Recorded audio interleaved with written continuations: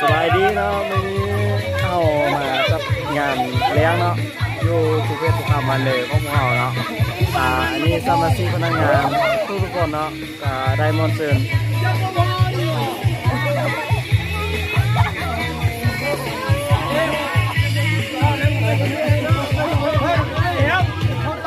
เงินจากเข้าใจทุกคนเนาะที่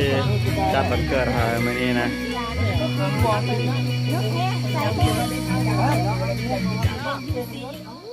กินเลยให้มันกินเลยดีกว่ากล้าก็กินเลยยกขึ้นก่อนกล้าเอาอย่างพูดหนึ่งสองสามไอ้สู้ไอ้น้อยสู้ชนะเรียบร้อยเอาไปเก่งไม่ยุ่งมัน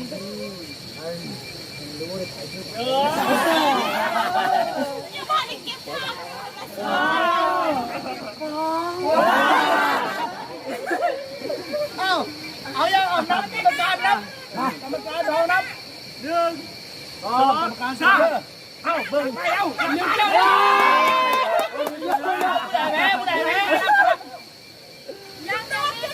เฮ้ยมึงเมาปะเนี่ยพวกมึงเนี่ยห้ามชี้คนตัดสินคนเดียวเดี่ยวเลยห้ามให้กรรมการเอาเริ่มเอานึกแค่นี้นึกมักกันซะนะบุญ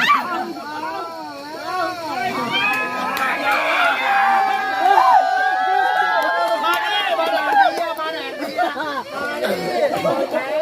ขอเชิญผู้มีผู้ชนะก่อนเลย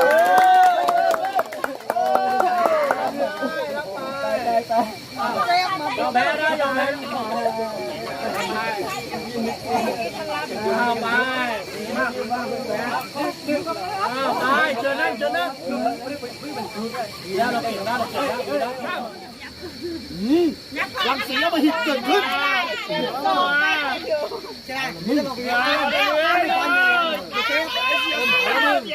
คนนี้ก็มึงพลาดกูให้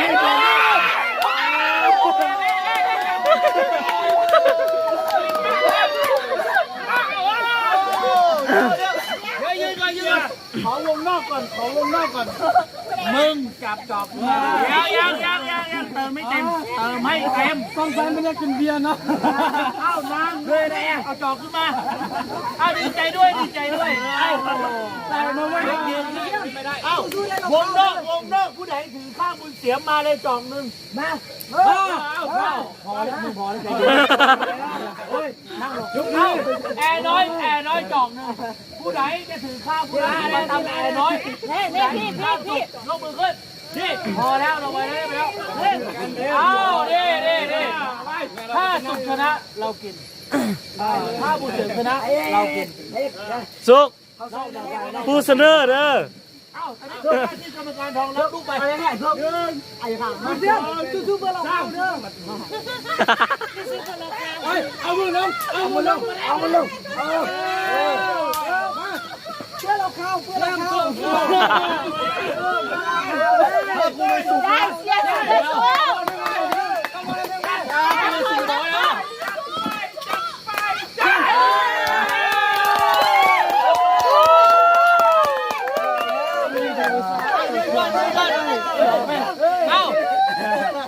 กินก่อนวงนอกเต็มจอกกินก่อนเลยลูกกินเลยเต็มแล้วเดี๋ยวกินเลยวงนอกหมดอ้าวตอนนี้ผู้นี้ผู้แพ้ใครเอาเบียร์ให้หน่อยเร็วเอาเบียร์ผู้แพ้หน่อยเร็วเอาเบียร์ผู้แพ้ก่อนเร็วจอกใส่เอามาขอบใจได้หลายเอาหมดเนาะเอาคุณชนะขอเสียงปรบมือคุณชนะหน่อยโอเคอันนี้ด้วยนะขั้นเพลงสักเพลงนึง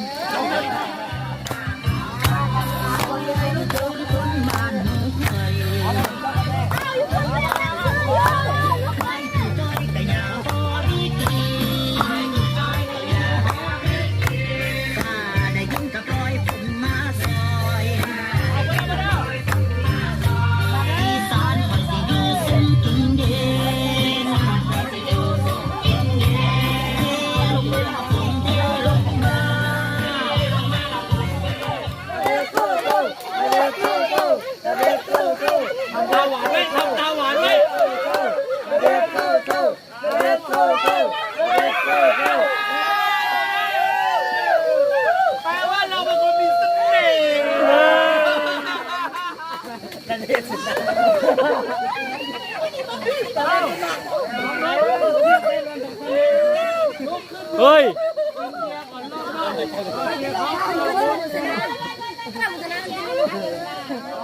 รามีแฟนคลับเดี๋ยวใครจะเชียร์ผู้นี้ยกมือขึ้น3 คนนะนี่กูไม่2 คนเดี๋ยวกูจะดังนั้นนะ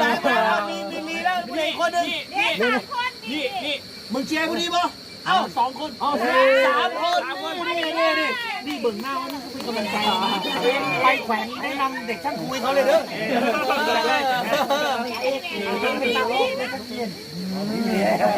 ถ้าเอาแว่นตาออกตาไปอยู่นี่พอได้แม่แล้วเราได้คู่ของน้องนะเดี๋ยวอยู่นอกนี่กันมานี่มาใกล้กว่านี้เฮ้ยเหี้ยนี่โหนี่มันเหนียวเลยก็ไม่บอกนี่ขนาดนี้แนะนำเลยให้ใบเหลืองเตือนก่อนหันหลังมาเอาเบอร์มาใบเรื่องตึงเป็นนี่โอ้ย เดี๋ยวเข้าหน่อย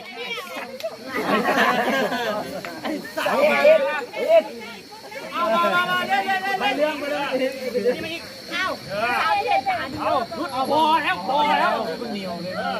เอากติกาจะเพี้ยนมา1 2 3เบิ่งตากันเอาไป